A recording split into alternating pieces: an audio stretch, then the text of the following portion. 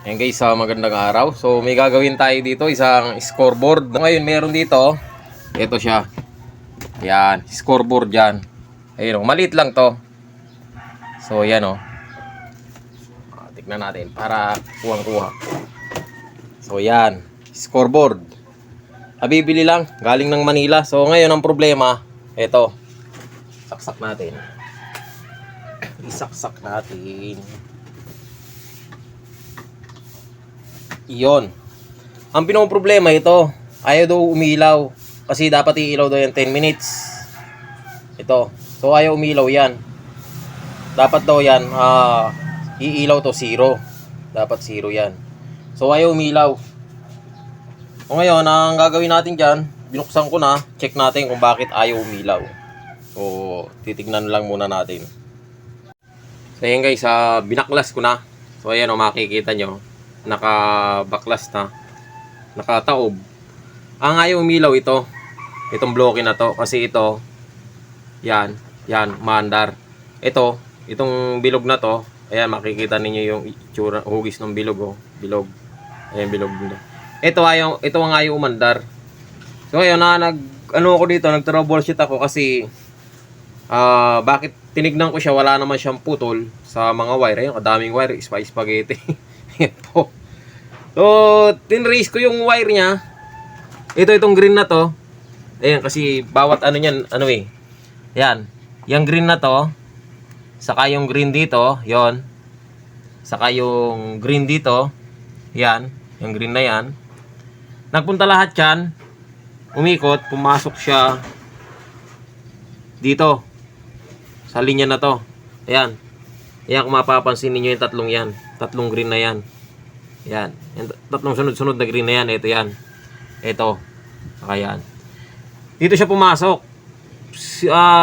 Tinuntun ko siya. Pumunta siya dito sa panang IC. Ayan itong IC na to. Yan.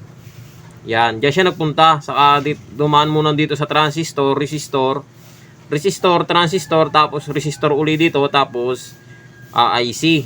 Ang problema, hindi naman kasi natin pwedeng dayain ito. Hindi natin pwedeng supplyan. Kung pwede nga lang sana supplyan ko na lang doon ng supply. Nagagaling dito, papunta doon. Kaya lang, kung ano kasi yung magiging nito, gaya ito 0. Kung susupply natin siya kagaya dito, baka umilaw siya 0. May control panel to Baka hindi na makontrol nung magko-control. Yung score na... yung score sa yung oras, baka hindi na makontrol nung sa basketball, sa liga, di ba?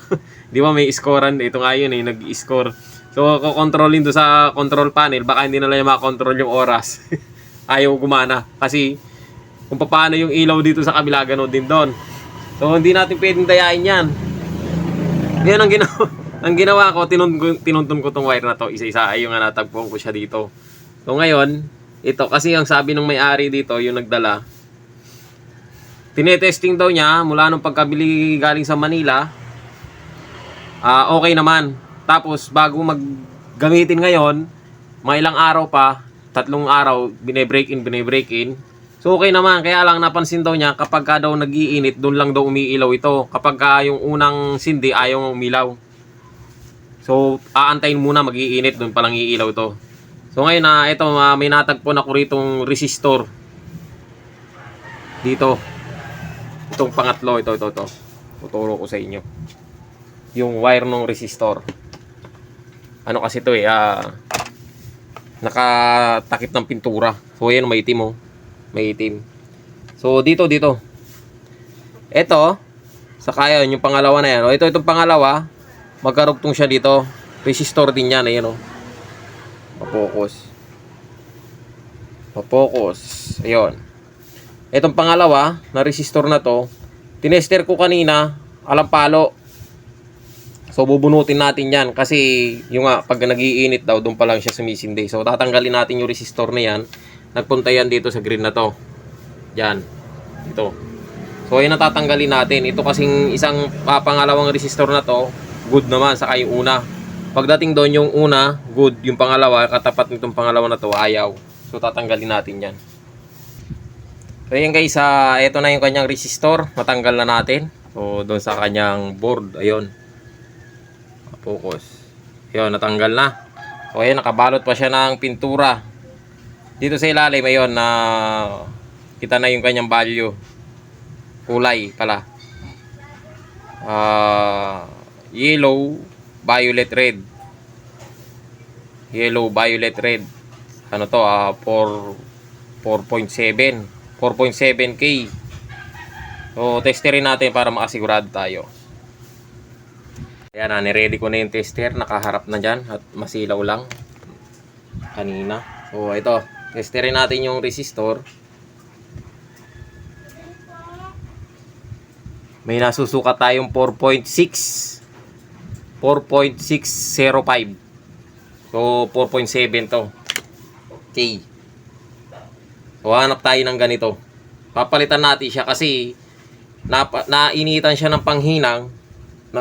Okay yung value.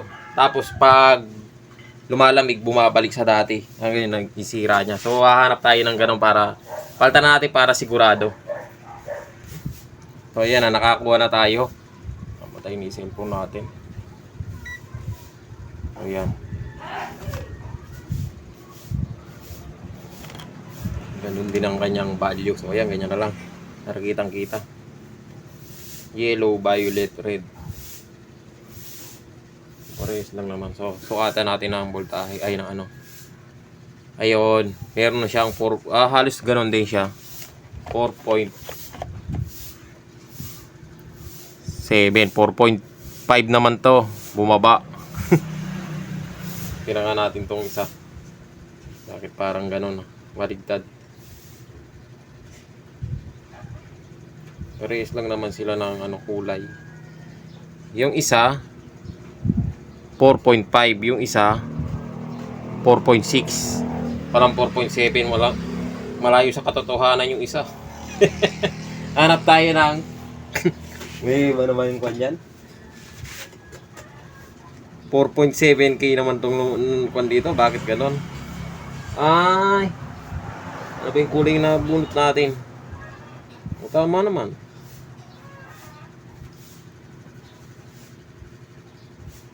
Oh. Bakit ganon?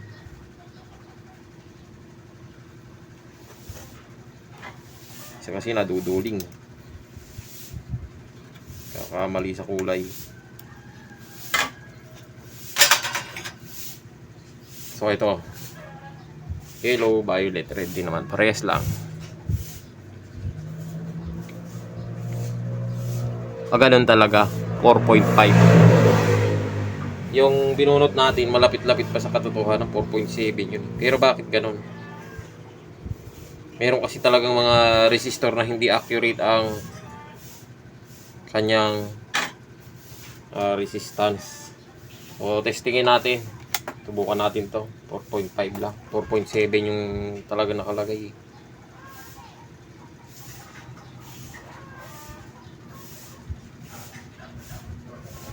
Yan. Pwede siguro kung dito na lang mas madali pero mahirap.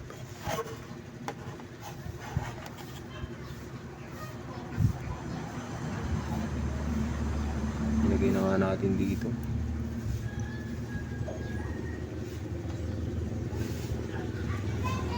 $4.7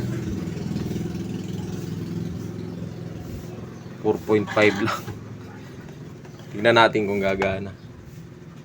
Gagana naman to eh.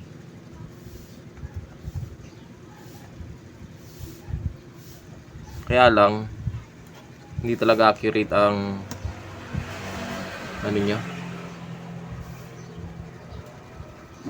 value o resistance, yung value niya.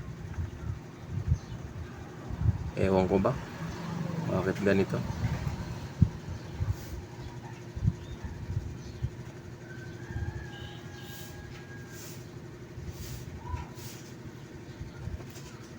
Testingin natin. Ikabit. Subukunan pa mo. Ang kapangpangan. Banga balo. Tingnan ng kapangpangan eh. Subukunan pa mo. Banga balo. Para malaman natin. Testingin natin. Baliktad na rin natin ito. Tanggalin na natin yung Yan, ganyan na natin para sigurado. Inamadali na kasi ito eh. Gagamitin na ngayon. Ewan ko ba bakit kung kailan gagamitin na.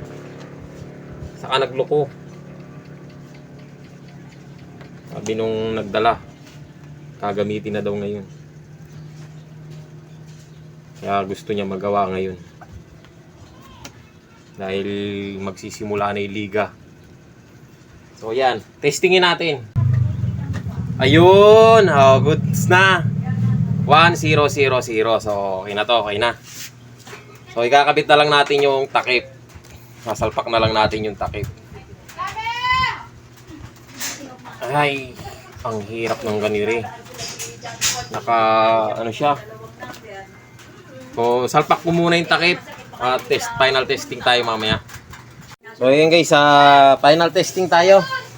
Ito, sasaksak natin. Abangan nyo na lang yung ilaw nun. Dapat ito, 1, 1, 0, tapos 0, 0.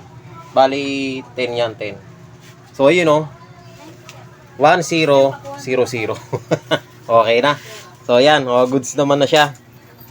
So ito, gagana na yung mga yan. Gagana lang yan sa control panel nila. Saka ito. Yan. Yan. So, sa control na lang ng ng panel, doon na lang gagana. So ayan guys, hanggang dito na yung video natin at sana nakatulong sa inyo yung video na to at maraming salamat sa panonood.